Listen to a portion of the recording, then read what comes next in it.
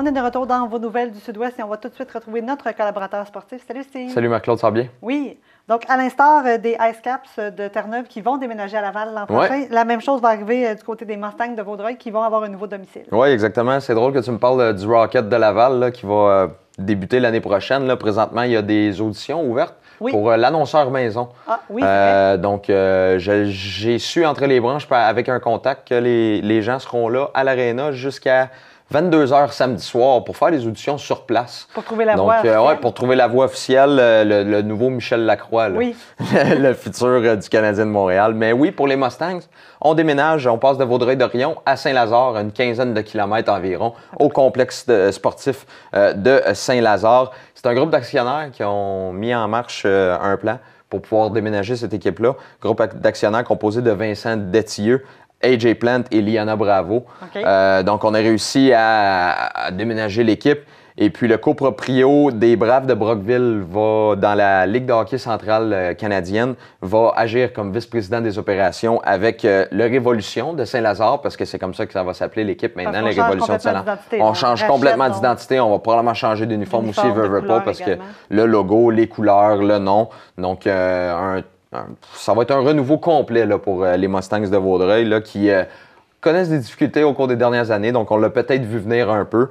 Mais c'est quand même assez rare, une équipe qui déménage comme ça dans des ligues un petit peu plus mineures, là, pas nécessairement. C'est pas trop loin.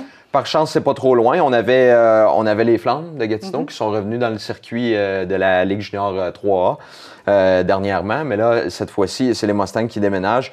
Comme je disais, oui, c'est le complexe sportif Saint-Lazare. Fait que les gens qui allaient voir les matchs des Mustangs ne seront pas trop dépaysés. Ça sera pas trop loin. On a une bonne stratégie marketing en place pour attirer les jeunes. Il y aura des activités abordables avant, pendant et après les matchs. Probablement à l'extérieur de l'aréna, peut-être dans l'aréna, mais c'est une stratégie de marketing qui est vraiment intéressante pour attirer les jeunes de la région. Parce que même si c'est une quinzaine de kilomètres, c'est pas tout le monde de Saint-Lazare qui allait à Vaudreuil. C'est pas tout le monde de Vaudreuil qui va aller à Saint-Lazare non plus. Donc, j'ai bien hâte de voir comment on va procéder pour ce renouveau-là, cette nouvelle équipe-là. Mais une chose est sûre, c'est qu'on veut peut-être servir de l'expérience parmi les hauts dirigeants de l'équipe avec la NCAA pour peut-être montrer que c'est une belle avenue pour les gens qui sont pas capables de... Une belle avenue, belle alternative pour les gens qui sont les joueurs qui sont pas capables de se rendre dans la Ligue junior majeure du Québec ou ultimement dans la Ligue nationale très rapidement. On peut passer par les collèges américains, les universités américaines.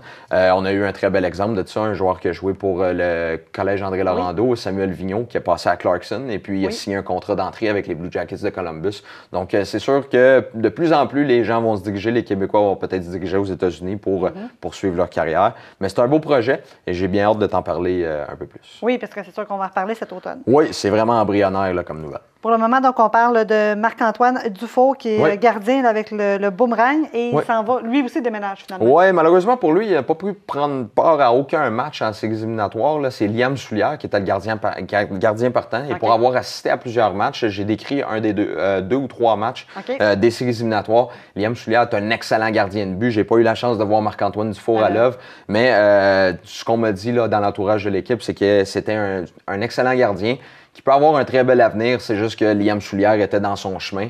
Et puis, c'est dommage pour lui. Il a gagné le championnat, mais il avait déjà pris sa décision de quitter le boomerang au terme, l'organisation, au terme de la saison. On a gagné le championnat comme deuxième gardien. Et puis, à 18 ans, il y a encore de l'avenir dans le hockey junior. Il appartient aux Highlanders de Charlottetown. Il va vouloir se rendre au camp d'entraînement en automne prochain pour percer l'équipe. Mais ils ont déjà deux gardiens d'avenir, donc ça va être difficile pour lui. Il est réaliste. Il dit, je vais aller là-bas, je vais croire en mes chances, mais je reste réaliste. Il dit, dans le pire des cas, je vais aller avec les Braves de Valleyfield. Je sais que je peux avoir un bel avenir dans la Ligue junior 3A. Et fait cocasse, une des raisons pour lesquelles il veut s'en aller avec les Braves de Valleyfield, lui qui est Campus Valencien, il dit, je ne veux plus traverser le Pont-Mercier. Il dit, il y a beaucoup d'embouteillages. Quand on se rendait à l'école, oui, exactement. Quand on se rendait à l'école, c'était difficile. J'ai étudié au collège André Laurando. Je sais très bien qu'est-ce que c'est, de quoi il parle. Mais il va vouloir rejoindre Stéphane Scotto et les Braves de Valleyfield pour les aider à aller encore plus loin en séries éliminatoires l'année prochaine. Qui sait? Les Braves qui ont quand même connu une très belle saison. Oui, en effet. Et on parle en terminant du festival Mini-Volley.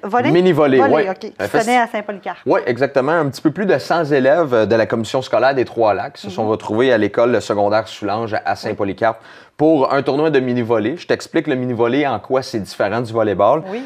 C'est pour les jeunes, c'est pour apprendre aux jeunes. C'était des enfants de 5-6e année. OK. Pour leur apprendre à bien faire des stratégies, à bien établir des jeux au volleyball. On leur permettait d'attraper le ballon au deuxième contact. C'est donc dire quand on envoie le ballon de l'autre côté, on a une touche à faire, le deuxième joueur peut attraper le ballon, on se place, on le renvoie et on l'envoie l'autre bord. Donc c'est quand même très intéressant. C'est plus facile d'apprendre que du volleyball normal parce que contrôler le ballon avec les bras de main quand tu n'es pas habitué, c'est sûr que c'est un petit peu plus difficile. Ça a été possible, ce festival mini-volley-là, à cause des appuis financiers, notamment de la Fondation des enfants Vaudreuil-Soulanges et du Club Optimiste Les Coteaux. Donc, c'est quand même un bel événement qui fait en sorte qu'on apprend un nouveau sport à des jeunes qui n'ont peut-être pas pratiqué le volleyball avant ça. Et ça devrait être une activité qui va être récurrente au cours des prochaines années. C'est ce qu'on a dit. Et qui sait, peut-être qu'un de ces jeunes-là va avoir vraiment un coup de cœur pour le sport et devenir un athlète professionnel. Parmi ces 100 jeunes-là, il y a peut-être des futurs athlètes olympiques en volleyball, on ne sait pas. Voilà, on va le découvrir dans quelques années. Merci Steve pour ta chronique. On te retrouve la semaine prochaine. Avec plaisir.